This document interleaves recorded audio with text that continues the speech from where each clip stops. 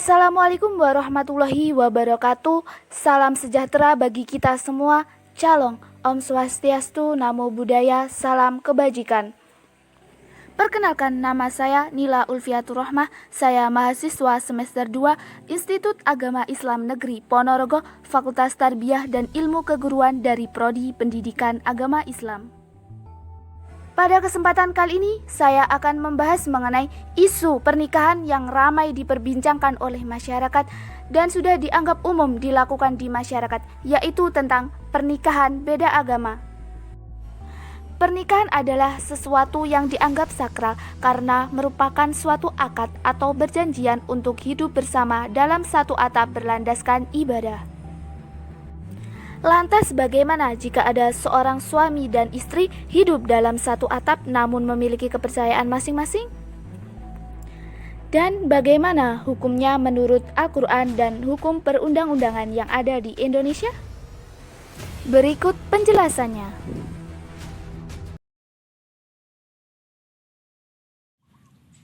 Pernikahan beda agama dalam konteks Islam adalah pernikahan yang dilakukan oleh seorang muslim dengan orang non-muslim. Terdapat dua macam pernikahan beda agama dalam Islam. Yang pertama adalah pernikahan yang dilakukan oleh wanita muslim dengan laki-laki non-muslim, dan itu adalah hukumnya haram secara mutlak, tidak dapat ditawar. Yang kedua adalah pernikahan yang dilakukan oleh laki-laki muslim dengan wanita non-muslim. Berdasarkan dengan Quran Surah Al-Maidah ayat 5 yang berbunyi, A'udzu billahi minasyaitonir rajim. Bismillahirrahmanirrahim. Wa ta'amul ladzina utul kitaba hillul lakum wa ta'amukum hillul lahum. Wal muhsanatu minal mu'minati wal muhsanatu minal ladzina utul kitaba min qablikum. Artinya, makanan sembelihan orang-orang yang diberi Alkitab itu halal bagimu, dan makanan kamu halal pula bagi mereka, dan dihalalkan mengawini wanita-wanita yang menjaga kehormatan di antara orang-orang yang diberi Alkitab sebelum kamu.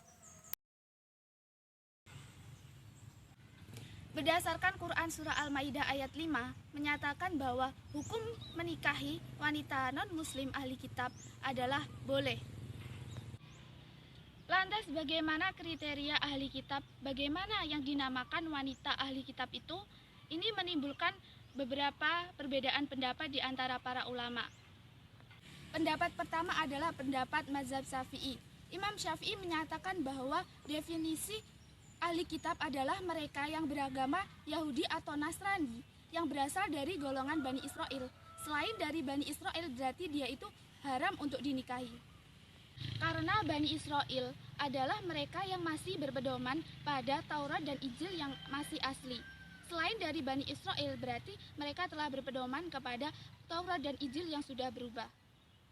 Pendapat yang kedua adalah pendapat dari jumhur ulama, yaitu pendapat yang paling kuat.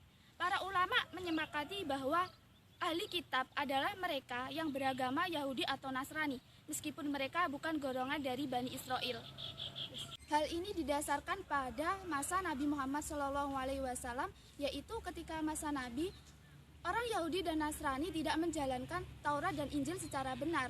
Namun Allah tetap menurunkan ayat yang berbunyi, wahai ahli kitab. Intinya jumhur ulama mendefinisikan ahli kitab itu bukan hanya sekedar mereka yang berasal dari Bani Israel, tapi dari mereka yang bukan dari golongan Israel itu juga disebut sebagai ahli kitab. Baik mereka yang menganut Taurat dan Injil yang masih asli maupun mereka yang menganut Taurat dan Injil yang sudah berubah, mereka termasuk dikatakan sebagai ahli kitab. Intinya terdapat dua pendapat yang menyatakan pernikahan beda agama. Yang pertama adalah pendapat dari mazhab Syafi'i yang tidak membolehkan laki-laki muslim menikahi wanita non-muslim karena alasannya adalah ahli kitab yang sekarang tidak sama dengan ahli kitab yang terdahulu. Yang kedua adalah pendapat para jumhur ulama, yaitu pendapat yang paling kuat. Dia menyatakan bahwa boleh menikahi ahli kitab karena ahli kitab itu adalah semua yang beragama Yahudi atau Nasrani tanpa batasan. Jumhur ulama membolehkan pernikahan antara laki-laki muslim dengan wanita ahli kitab itu dengan beberapa syarat. Yang pertama adalah sang laki-laki yang beragama Islam harus mempunyai iman yang kuat agar nantinya bisa menarik istrinya yang belum Islam menjadi mu'alaf. Yang kedua, agar agar anaknya menjadi keturunan Islam, bukan mengikuti istrinya menjadi orang yang non-muslim. Pernikahan antara laki-laki muslim yang lemah imannya dengan wanita non-muslim hukumnya adalah haram karena dapat membahayakan si pihak laki-laki. Ditakutkan jika seorang laki-laki muslim yang imannya lemah menikahi ahli kitab, nanti dia akan terhasut oleh istrinya dan dia menjadi murtad. Namun hukum bolehnya tetap berlaku, yaitu berlaku untuk laki-laki yang mempunyai iman yang kuat seperti para mujtahid, mujahid, dan ulama-ulama yang boleh menikahi wanita-wanita ahli kitab. Selanjutnya adalah pernikahan beda agama menurut perundang-undangan yang ada di Indonesia. Memang dalam Undang-Undang Nomor 1 Tahun 1974 tidak dinyatakan secara spesifik mengenai larangan pernikahan beda agama, sehingga terjadi kekosongan hukum. Di situ hanya dijelaskan mengenai pernikahan harus dilakukan sesuai dengan ketentuan agama masing-masing. Sedangkan dalam kompilasi hukum Islam nomor 1 tahun 1990 pasal 44 poin C dinyatakan bahwa dilarang melangsungkan perkawinan antara laki-laki muslim dengan wanita yang non-muslim. Kemudian dalam pasal 44 juga dinyatakan dilarangnya perlangsungan pernikahan antara laki-laki non-muslim dengan wanita muslim. Berikut adalah contoh kasus pernikahan beda agama yang dilakukan oleh para artis. Pernikahan Irfan Bahdim dan Jennifer yang berbeda keyakinan sempat ditentang oleh keluarga besar Irfan. Irfan beragama Islam, sementara Jennifer adalah seorang Kristen. Namun pernikahan Irfan dan Jennifer tetap harmonis meski berbeda keyakinan. Dari pernikahan tersebut pasangan ini telah dikaruniai 2 anak. Menanggapi kasus pernikahan beda agama yang dilakukan oleh para artis, memang sebenarnya dalam fatwa MUI dijelaskan bahwa tidak boleh adanya dilakukan pernikahan beda agama, namun mereka tetap melangsungkan pernikahannya di luar negeri. Seperti contohnya Irfan Bahdim. Irfan Bahdim menurut artikel yang saya baca, Irfan Bahdim dan Jennifer melakukan pernikahannya di Jerman. Lalu setelah itu mereka datang ke pencatatan sipil dan melaporkan pernikahannya. Memang ada pencatatan sipil yang menolak pernikahan beda agama, namun juga ada yang mengizinkan pernikahan agama, tergantung dengan daerahnya masing-masing.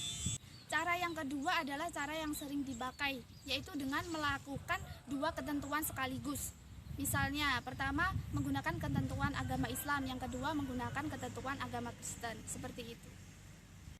Namun Allah tetap memerintahkan kepada kita untuk mengutamakan keimanan dalam memilih pasangan, karena dalam suatu ayat dijelaskan bahwa wanita-wanita budak yang beriman itu lebih mulia derajatnya daripada wanita-wanita non-muslim meskipun dia menarik di matamu.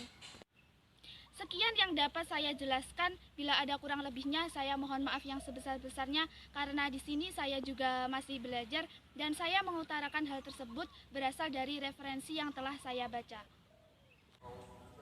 Akhirul kalam, wassalamualaikum warahmatullahi wabarakatuh.